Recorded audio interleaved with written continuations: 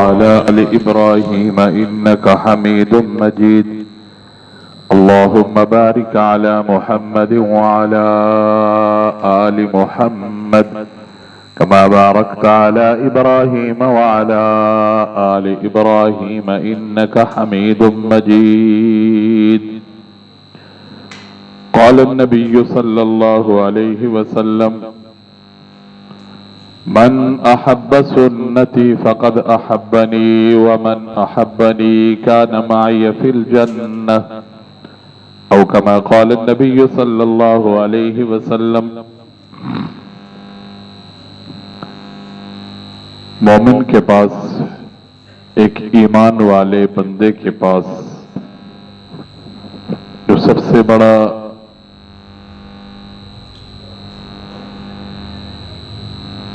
ایک آس ہے، ایک امید ہے، وہ حضور نبی کریم صلی اللہ علیہ وسلم کی ذات ہے۔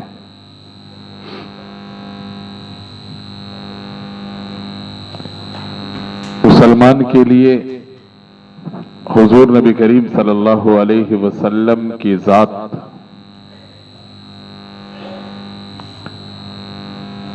ایک ایسا سایہ دار درخت ہے، ایک ایسا پھلدار درخت ہے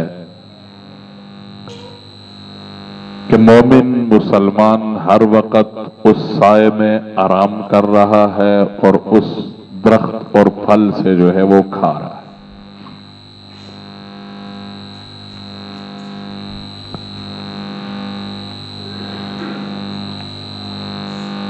حضور نبی کریم صلی اللہ علیہ وسلم کا امت کے اوپر بہت سارے حقوق ہیں۔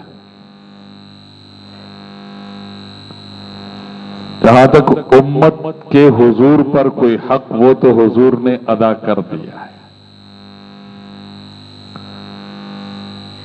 سب سے بڑا حق امت کا حضور پر اللہ کا پیغام مخلوق تک پہنچانا، اور وہ حق اب صلی اللہ علیہ وسلم نے ایسا ادا کیا کہ ادا کرنے کا حق ادا کیا۔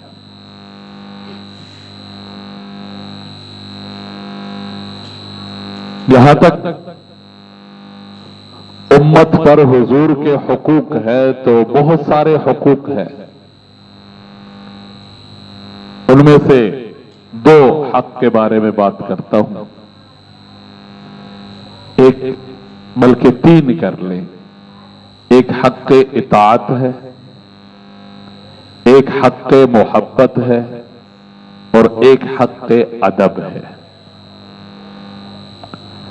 حضور نبی کریم صلی اللہ علیہ وسلم کے امت کے اوپر جو حقوق ہے ان میں سے تین حق ہے بڑے سارے: حق محبت، حق اطاعت اور حق ادب۔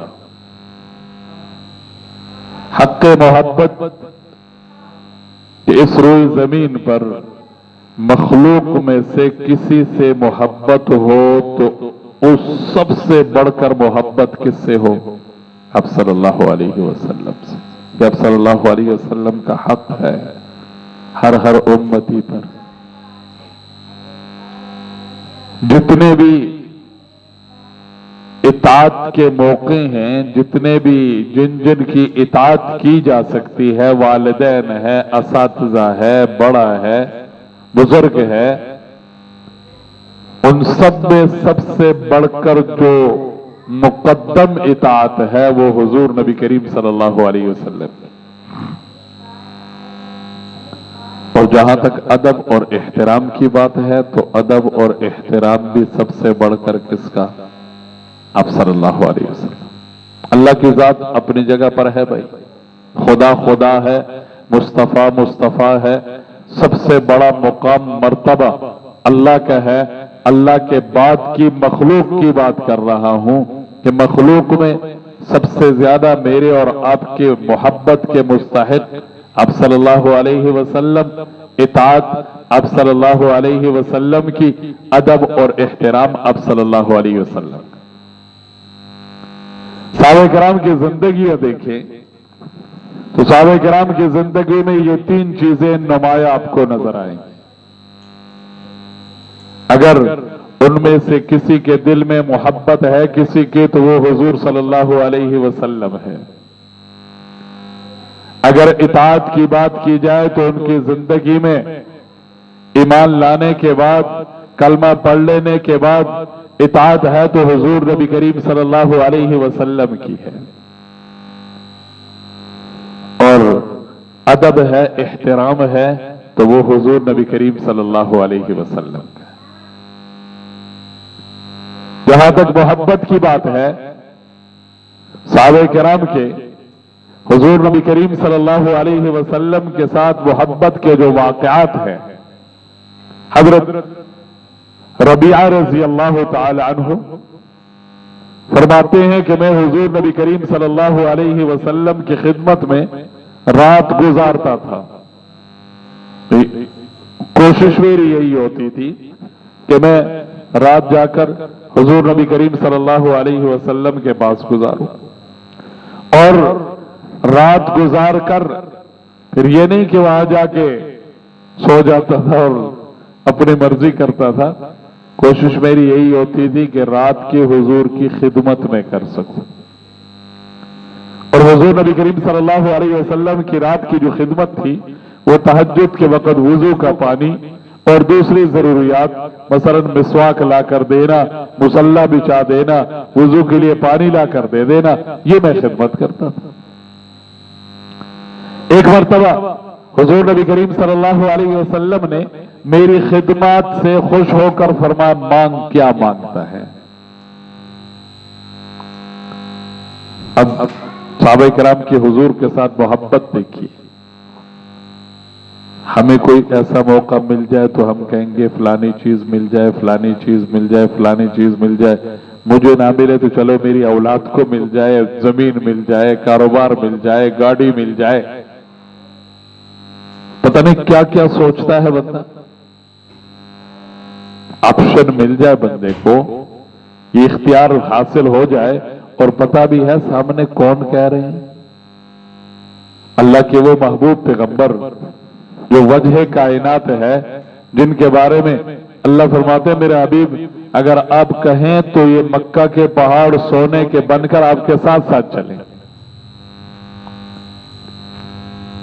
اب وہ نبی پوچھ رہے بھائی مانگ کیا مانگتے ہو، تو میں اور آپ ذرا اپنے آپ کو رکھے اس جگہ پر، ہمارے ذہن میں پتہ نہیں کیا باتیں آئیں گی، کتنی چیزیں آئیں گی۔ پہلے سے کسی دے نیڑے اس واسطے ہوتے نہیں کہ چلو موقع ملے گا تو کوئی نہ کوئی اپنا کام کڑا لیں گے، پہلے سے ہم نے ایک لسٹ، ایک درخواست جیب میں رکھی ہوتی ہے، یہ حضرت جناب والا میرا ہی مسئلہ ہے یہ حل ہو جائے۔ اللہ واسطے کوئی بھی کسی کی خدمت نہیں کرتا، لیکن صحابہ ہے حضور کی خدمت اپنے لیے سعادت سمجھتے تھے۔ حضور کے ساتھ صحابہ کی محبت اتنی کہ حضور کا وضو کا پانی نیچے زمین پر نہیں دے رہے، حضور کے لعاب مبارک کو مسلم جان بھائی کے ہاتھ کی تری لے کر برکت حاصل کرتا حضور کی محبت۔ حضرت عروہ بن مسعود صلح حدیبیہ کے موقع پر جب نمائندہ بن کر آئے، اس وقت تک مسلمان نہیں ہوئے تھے، صحابہ کرام کے حضور کے ساتھ محبت دیکھ کر جا کر مشرکین مکہ غدر نہیں کر سکتے ہو، میں بڑے بڑے لوگوں کے ہاں گیا ہوں، میں نے بڑے بڑے درباروں میں میٹنگیں اٹینڈ کی ہیں، میں نے بڑے بڑے لوگوں کے کارندوں کو، ان کے غلاموں کو دیکھا، لیکن جو محبت میں نے صحابہ کے حضور کے ساتھ دیکھی ایسی محبت مجھے کہیں بھی نظر، ایسی محبت ہے حضور سر اٹھاتے ہیں صحابہ کرام کے سر جھک جاتے ہیں، حضور نظریں اٹھاتے ہیں صحابہ کرام کی نظریں جھک جاتی ہیں، حضور بولنا شروع کرتے ہیں سب کے کان حضور کی طرح متوجہ ہوتے ہیں، حضور کھڑے ہوتے ہیں سب ادب اور احترام میں کھڑے ہو جاتے ہیں، یہ حضور کی محبت ہے صحابہ کرام کے دل۔ حضرت ربیعہ رضی اللہ تعالیٰ عنہ کہتے ہیں میری خدمات سے خوش ہو کر حضور نے فرمایا مانگ کیا مانگتے ہو۔ मैं अक्सर ये बात कहा करता हूं, अपने वो हदीस सुनी होगी, मिशकात में मौजूद है, वो 3 बंदे सफर करते करते बारिश की वजह से गार में चले गए। अब गार का मुंह बंद हो गया। अब सबने मशवरा किया कोई जो सिर्फ और सिर्फ अल्लाह वास्ते, अल्लाह की रजा वास्ते कीता होवे, वो अमल अल्लाह के सामने रखो तो दुआ मंगो, अल्लाह कोई आसानियां पैदा कर दे। हर बंदे ने एक एक अमल अल्लाह के हुजूर पेश किया और यकीनन वो अमल उस रब ताला की रजा वास्ते सी, इस वास्ते उन्हें वास्ते आसानियां भी पैदा हो। अब मैं जब भी हदीस सुनता हूं, पढ़ता हूं, पढ़ाता हूं, तो फौरन मेरे अपने नजर जाती है कि भाई तेरी जिंदगी के अंदर भी कोई एक अमल इंजा है जो सिर्फ और सिर्फ अल्लाह की रजा वास्ते कीता हो, कोई और मकसद, कोई और लालच, कोई और मकसूद नहीं।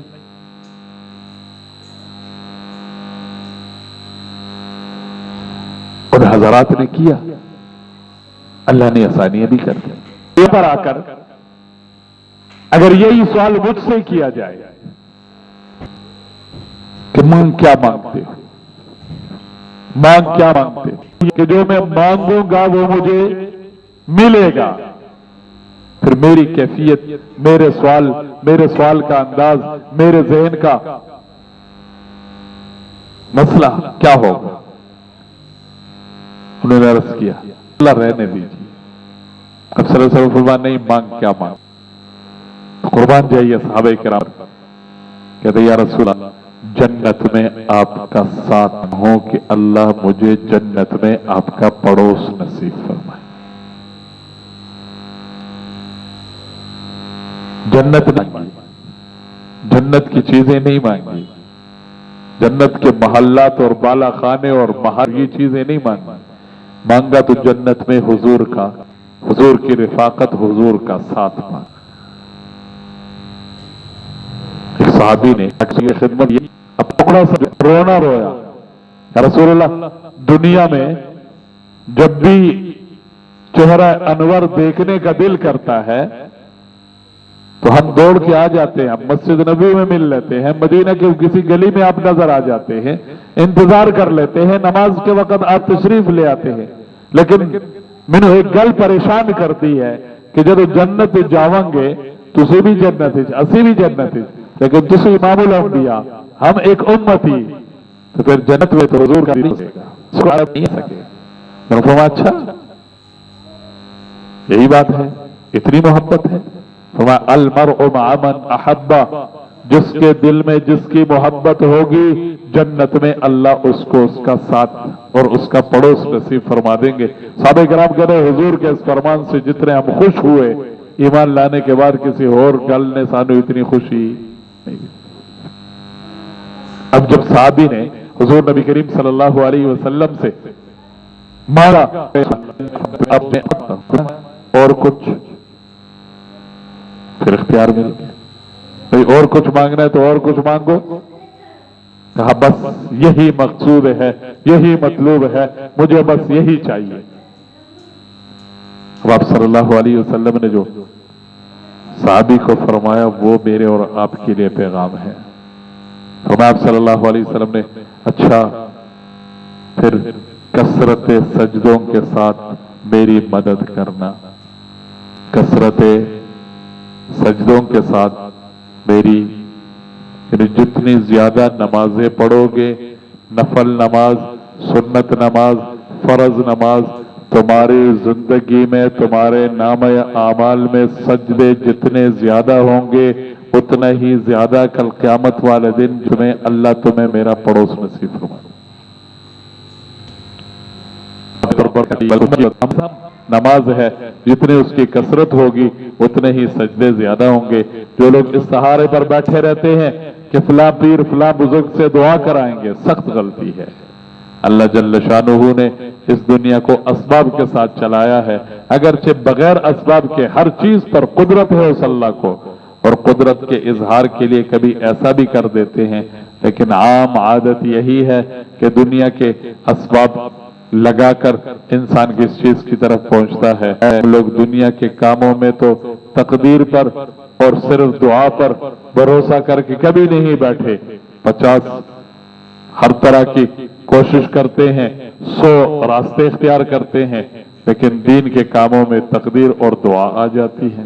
इसमें शक नहीं कि अल्लाह वालों की दुआ बहुत अहम है, लेकिन हुजूर ने भी ये इरशाद फरमाया कि सजदों की कसरत से मेरी दुआ की मदद करना, यानी जो मैं अल्लाह से मांगूंगा अल्लाह तुम्हें बात सजदे देने। मरहल मेरे दोस्तों, बात इंशाल्लाह आगे चलेगी। मकसद कहने का ये कि हमारी जिंदगी में जो हमारे पास एक मुसलमान के पास जो सबसे बड़ा सरमाया होना चाहिए वो हुजूर नबी करीम सल्लल्लाहु अलैहि वसल्लम की मोहब्बत है। और ये मोहब्बत, इसमें इजाफा कैसे होगा? तो आप सल्लल्लाहु अलैहि वसल्लम ने बड़ी खूबसूरत बात इरशाद फरमाई। और हुजूर की मोहब्बत दिल में पैदा करने के लिए, वो मर्द है या औरत है, सबके दिल में हुजूर की मोहब्बत पैदा होगी हुजूर के सुन्नतों पर अमल करने से। जितना ही हुजूर की मोहब्बत हमारे दिलों में और जितनी हुजूर की मोहब्बत हमारे दिलों में होगी, जन्नत में अल्लाह उतना हमें हुजूर का पड़ोस नसीब फरमाएगा। अब सुन्नतें बड़ी आसान चीजें हैं, कोई मुश्किल काम नहीं है। हुजूर हमें ये नहीं कहते कि तुम पहाड़ पर चढ़ के दौड़ के चढ़ जाओ। हुजूर हमें ये नहीं कहते कि तुम आसमान की तरफ छलांग लगाओ, ये मेरी सुन्नत नहीं। खाने की सुन्नतें हैं, पीने की सुन्नतें हैं, सोने की सुन्नतें हैं, घर की सुन्नतें हैं, इस तरह नमाज की सुन्नतें हैं, इबादत की सुन्नतें हैं। ये सारी की सारी सुन्नतें, बच्चों के साथ कैसे रहना है, घर वालों ने आपस में कैसे रहना है, मियाँ बीवी का ताल्लुक, मियाँ बीवी का रहन सहन कैसा होना चाहिए, मेरा लिबास कैसा होना चाहिए, पड़ोस के साथ मेरा क्या रवैया, क्या अंदाज होना चाहिए, एक गरीब यतीम फकीर के साथ मेरा क्या रवैया होना चाहिए।